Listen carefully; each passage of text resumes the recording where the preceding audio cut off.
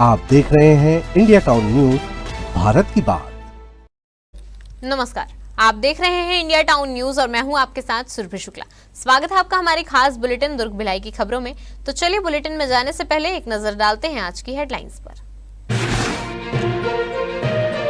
एक पैर पर खड़े होकर अतिथि शिक्षकों का प्रदर्शन, संविलियन की मांग, शिक्षकों का अनोखा आंदोलन। मांगों को लेकर शिक्षकों ने अपनाया अनोखा तरीका। तंबूरे में अमर होंगी तीजनबाई की यादें, भिलाई में स्मारक की मांग हुई तेज। तीजनबाई को कलाकारों ने दी श्रद्धांजलि। हरियाली के साथ पोषण का संदेश, छोटी आंगनबाड़ी पहुंचे विधायक ललित चंद्राकर, कार्यकर्ताओं को सकारात्मक पहल के लिए दी बधाई। बुजुर्ग दंपति से लूट का आरोपी हुआ गिरफ्तार, लूट की वारदात का खुलासा, न्यायिक रिमांड पर भेजा गया आरोपी। भिलाई नगर निगम की महापौर परिषद की बैठक में शहर के विकास को रफ्तार देने वाले कई अहम फैसले लिए गए। आपको बता दें कि महापौर नीरज पाल की अध्यक्षता और निगम आयुक्त राजीव कुमार पांडे की मौजूदगी में इस बैठक में सीवरेज व्यवस्था, स्वच्छता, सामुदायिक भवन, सौंदर्यीकरण और नागरिक सुविधाओं से जुड़े प्रस्तावों पर मंथन किया गया। बैठक में कई बड़े एजेंडों को मंजूरी मिली तो कुछ मामलों में अगली बैठक तक इंतजार करने का निर्णय लिया गया। भिलाई में विकास कार्यों को लेकर हुई महापौर परिषद की बैठक में कई महत्वपूर्ण प्रस्तावों पर सहमति बनी। हुड़कों के वार्ड क्रमांक 69 और 70 में पुरानी सीवरेज पाइपलाइन के नवीनीकरण का रास्ता साफ हो गया है। इससे लंबे समय से चली आ रही सीवरेज संबंधी समस्याओं के समाधान की उम्मीद बढ़ी है। वहीं संतोषी पारा स्थित BR अम्बेडकर सर्व समाज मांगलिक भवन के संचालन और प्रबंधन से जुड़े प्रस्ताव को भी मंजूरी दी गई है। आपको बता दें कि भवन को तय नियम और शर्तों के तहत संचालन के लिए दिए जाने का निर्णय लिया गया है। इसके अलावा स्वच्छ भारत मिशन के तहत शहर की सफाई व्यवस्था को मजबूत करने के लिए आकस्मिक साफ सफाई कार्यों में 50 अतिरिक्त कामगार उपलब्ध कराने के प्रस्ताव को भी स्वीकृति मिली है। बैठक में वार्ड क्रमांक 70 के नवनिर्मित मंगल भवन परिसर में गार्डन, सौंदर्यीकरण और पार्किंग निर्माण, साथ ही गोकुल धाम कुरुद में पशुपालकों से लंबित प्रब्याजी राशि और भू भाटक जमा कराने जैसे विषयों पर भी परिषद ने सहमति जताई है। साथ ही शहर के चौक चौराहों के नामकरण को लेकर भी चर्चा हुई। हालांकि इस पर अंतिम फैसला नहीं लिया गया है। पूर्व महापौर परिषद के संकल्पों के जांच कर रिपोर्ट पेश करने के बाद ही आगे निर्णय लेने की बात कही गई है। आपको बता दें कि कुल मिलाकर महापौर परिषद की इस बैठक में भिलाई के बुनियादी विकास और नागरिक सुविधाओं से जुड़े कई मुद्दों पर अहम फैसला लिया गया है और इसी के साथ जिनका असर आने वाले समय में शहर की व्यवस्थाओं पर दिखने को मिलेगा। साइबर अपराधियों के लिए अपने बैंक खाते किराए पर देने वाले लोगों के खिलाफ भिलाई पुलिस ने बड़ी कार्रवाई की है। साइबर ठगी की रकम को इधर से उधर पहुंचाने वाले म्यूल अकाउंट खातों के नेटवर्क का खुलासा करते हुए पुलिस ने 2 अलग अलग मामलों में कुल 10 आरोपियों को गिरफ्तार किया है। जांच में सामने आया है कि ये खाते साइबर ठगी से हासिल रकम को छिपाने और ट्रांसफर करने के लिए इस्तेमाल किए जा रहे थे। आपको बता दें कि भारत सरकार गृह मंत्रालय के समन्वय पोर्टल और पुलिस मुख्यालय से मिली जानकारी के आधार पर संदिग्ध बैंक खातों की जांच शुरू की गई थी। जांच में कई ऐसे खाते मिले जिनमें ठगी की रकम जमा होने के बाद तुरंत दूसरे खातों में भेजी गई। पुलिस के मुताबिक खाता धारक या तो खुद इस नेटवर्क का हिस्सा थे या फिर दूसरों के साथ मिलकर अपने खातों का इस्तेमाल करवा रहे थे। सिटी कोतवाली पुलिस ने इंडियन ओवरसीज बैंक से जुड़े संदिग्ध खातों की जांच करते हुए 106 खाता धारकों पर कार्रवाई शुरू की।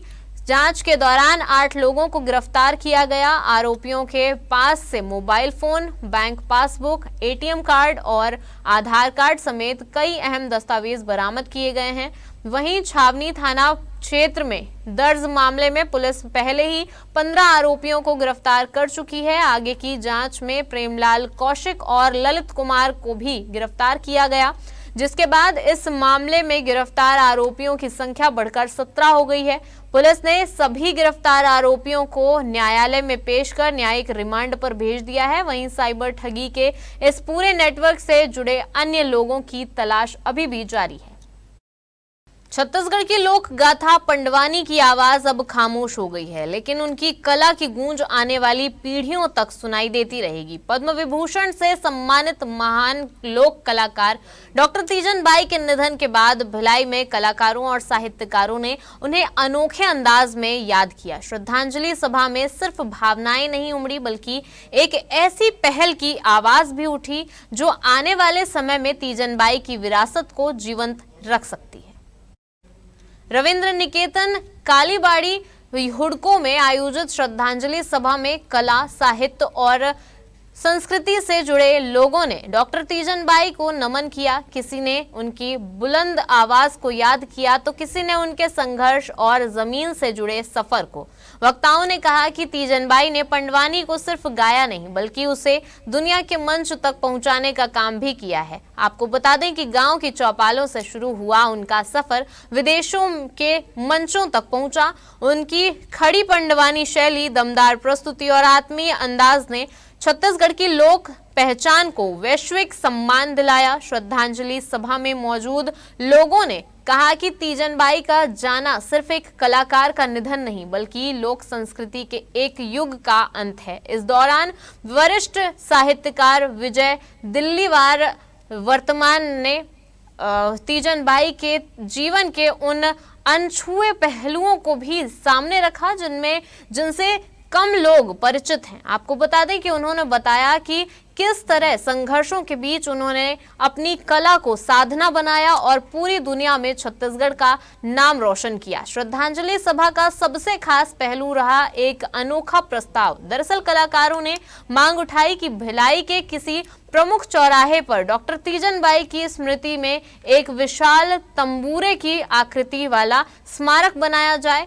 यह स्मारक सिर्फ तीजन बाई की पहचान नहीं होगा, बल्कि भिलाई के शुरुआती दौर के उन कलाकारों और साहित्यकारों को भी सम्मान देगा जिन्होंने शहर की सांस्कृतिक नींव मजबूत की। एक तंबूरा जो सिर्फ एक वाद्य यंत्र नहीं, बल्कि इसके साथ छत्तीसगढ़ की आत्मा की आवाज है। आपको बता दें कि अब कलाकारों की मांग है कि इसी तंबूरे के जरिए तीजन बाई की कहानी आने वाले पीढ़ियों तक पहुंचाई जाए, ताकि दुनिया जान सके कि छत्तीसगढ़ की धरती ने कैसी कला प्रतिभाओं को जन्म दिया है।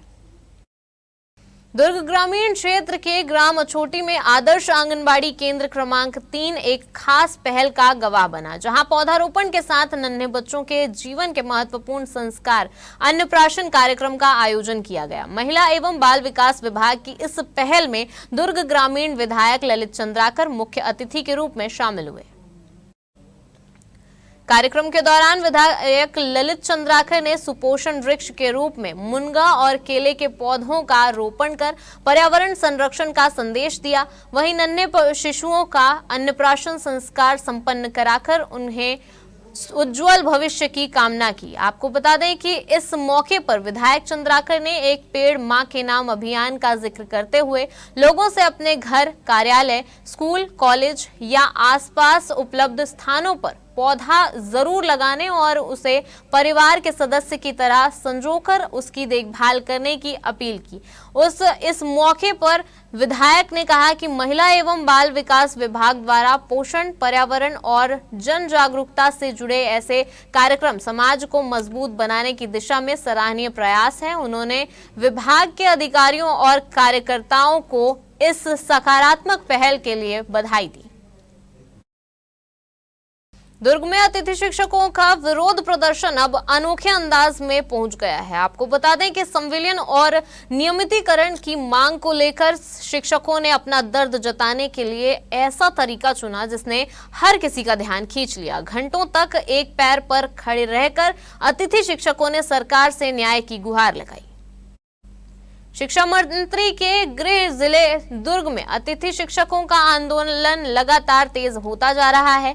अपनी मांगों को लेकर सड़क पर उतरे शिक्षकों ने इस बार विरोध का अनोखा तरीका अपनाया। आपको बता दें कि जोआरडी स्कूल और जिला शिक्षा अधिकारी कार्यालय के सामने अतिथि शिक्षक एक पैर पर खड़े होकर सरकार को अपनी पीड़ा बताने की कोशिश करते नजर आए। हाथों में मांगों की तख्तियां और जुबां पर नारे। शिक्षकों ने कहा कि वर्षों से सेवाएं देने के बाद भी उन्हें स्थायी शिक्षकों के बराबर वेतनमान नहीं मिला और नियमितीकरण की मांग अब तक अधूरी है। प्रदेश के अलग अलग जिलों से पहुंचे अतिथि शिक्षकों ने कहा कि यह सिर्फ प्रदर्शन नहीं बल्कि उनके भविष्य की लड़ाई है। उनका कहना है कि अगर सरकार जल्द कोई ठोस फैसला नहीं लेती तो आंदोलन को और तेज किया जाएगा। वहीं प्रदर्शनकारियों की आत्मदाह जैसी चेतावनी ने प्रशासन की चिंता भी बढ़ा दी है। अतिथि शिक्षकों का कहना है कि सम्मानजनक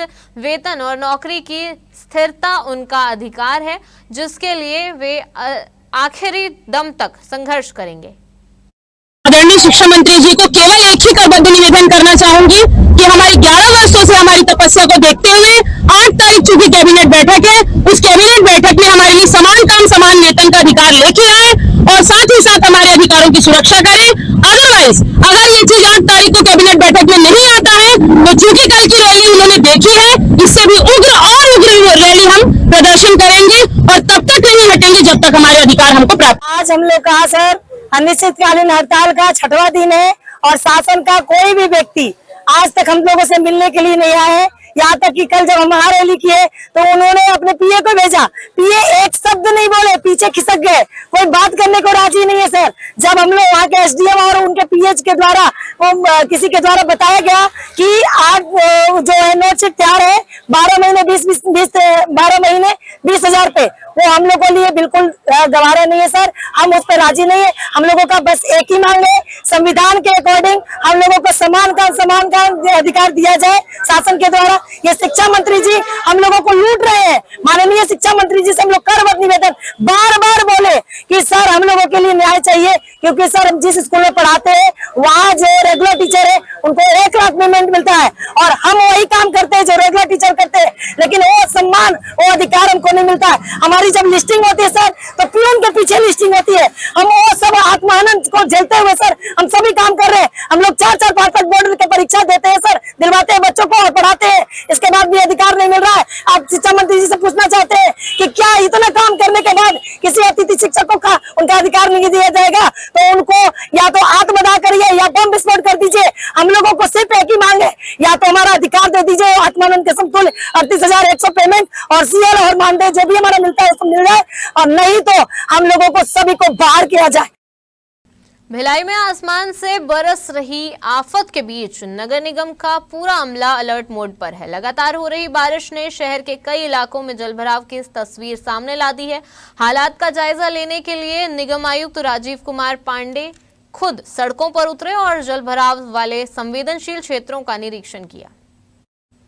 जोन 1 नेहरू नगर क्षेत्र के दौरे के दौरान आयुक्त ने राधिका स्थित नगर Kosanala, Dikshit colony, Gandhinagar, MJ college, Junwani road, Indu IT नाला और शांति नगर सहित कई इलाकों का निरीक्षण किया।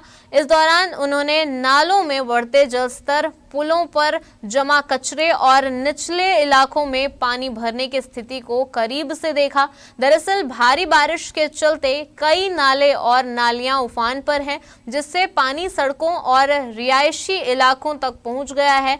आयुक्त ने मौके पर मौजूद अधिकारियों को साफ निर्देश दिए कि जलभराव वाले क्षेत्रों में किसी भी तरह की लापरवाही बर्दाश्त नहीं की जाएगी। उन्होंने कहा कि सभी प्रभावित इलाकों की लगातार निगरानी की जाए, नालियों में फंसे कचरे और अवरोधों को तुरंत हटाया जाए और पानी निकासी की व्यवस्था को तेज किया जाए। बारिश के बीच निगम की यह मैदानी सक्रियता अब यह दिखाने की कोशिश कर रही है कि शहर में हालात बिगड़ने से पहले प्रशासन खुद मोर्चा संभाल रहा है। निवई थाना क्षेत्र में दिन दहाड़े लूट की वारदात को अंजाम देने वाले आरोपी को पुलिस ने गिरफ्तार कर लिया है। आपको बता दें कि आरोपी ने घर में घुसकर बुजुर्ग दंपति को धारदार हथियार के दम पर डराया और सोने का नेकलेस लेकर फरार हो गया था। जानकारी के मुताबिक प्रगति नगर रिसाली स्थित शुभकामना हाइट्स निवासी वी कुमार ने निवई थाने में शिकायत दर्ज कराई थी। उन्होंने बताया कि जब वह प्लांट ड्यूटी पर गए थे तभी घर में काम करने वाली गिरजा यादव ने फोन कर बताया कि एक अज्ञात युवक चेहरे का पर कपड़ा बांधकर उनके फ्लैट में घुस गया और आरोपी ने घर में मौजूद बुजुर्ग दंपति को हथियार दिखाकर धमकाया और सोने चांदी के जेवर व नकदी भी की मांग करने लगा। इस दौरान वह घर से सोने का नेकलेस लेकर फरार हो गया। मामले को गंभीरता से लेते हुए निवई पुलिस ने जांच शुरू की। घटनास्थल की जांच, गवाहों के बयान और इसके साथ ही तकनीकी साक्ष्यों के आधार पर पुलिस आरोपी तक पहुंची। पुलिस ने विभांशु महोबिया को गिरफ्तार कर लिया है। इस दौरान आरोपी के पास से वारदात में इस्तेमाल मोटरसाइकिल, धारदार हथियार और घटना के समय पहने गए कपड़े बरामद किए गए हैं। गिरफ्तारी के बाद आरोपी को न्यायालय में पेश किया गया, जहां से उसे न्यायिक रिमांड पर भेज दिया गया है। हमारे खास बुलेटिन दुर्ग भिलाई की खबरों में फिलहाल इतना ही। अब मुझे दीजिए इजाजत और आप देखते रहिए इंडिया टाउन न्यूज, भारत की बात। नमस्कार। आप देख रहे हैं इंडिया टाउन न्यूज, भारत की बात।